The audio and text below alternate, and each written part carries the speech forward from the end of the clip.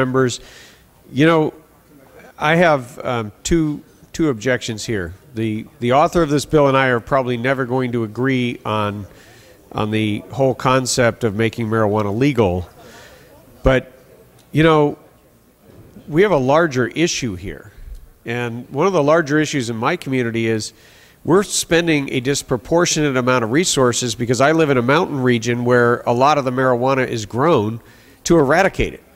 And we're spending that out of our local budget, and yet we have men and women in law enforcement that are risking their lives to eradicate this crop that essentially you're trying to make more available to people under this bill, and almost put into effect a de facto dispensary for every 50,000 people.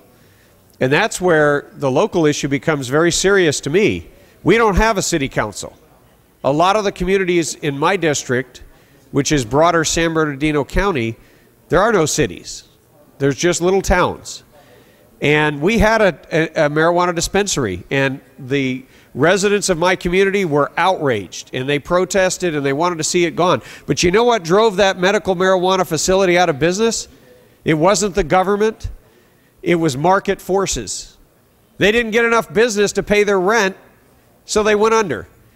Well, this bill, the way that I read it, would actually almost require us to have a facility where market forces won't support it. So are you going to put a clause in there that's going to require the state to subsidize the medical marijuana facility so that we can provide something that my community doesn't need and doesn't want?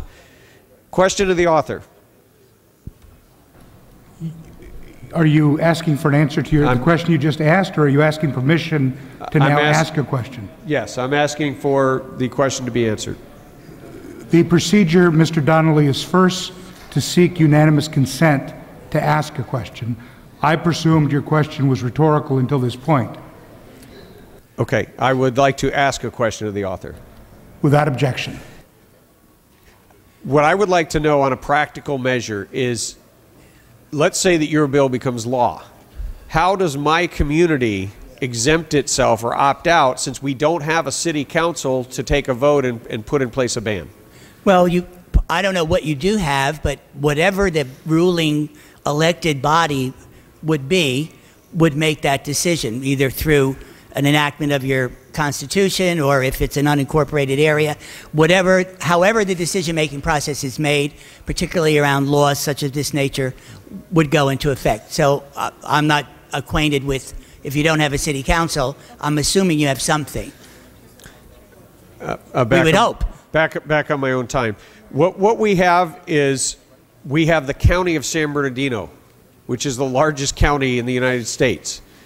And where I live and a lot of my people live, and there's about 50,000 residents in Big Bear Lake, Lake Arrowhead, the whole mountain community, we don't have a city council. So there's no way for us to actually represent locally. So your bill, in effect, would discriminate against my community. No, counties I'm sorry, I'm back on my no cross debate, Mr. Amiano. And as a result, as someone who has always championed laws against discrimination, I would have to urge a no vote on that basis for my district, and I urge a no vote. Thank you.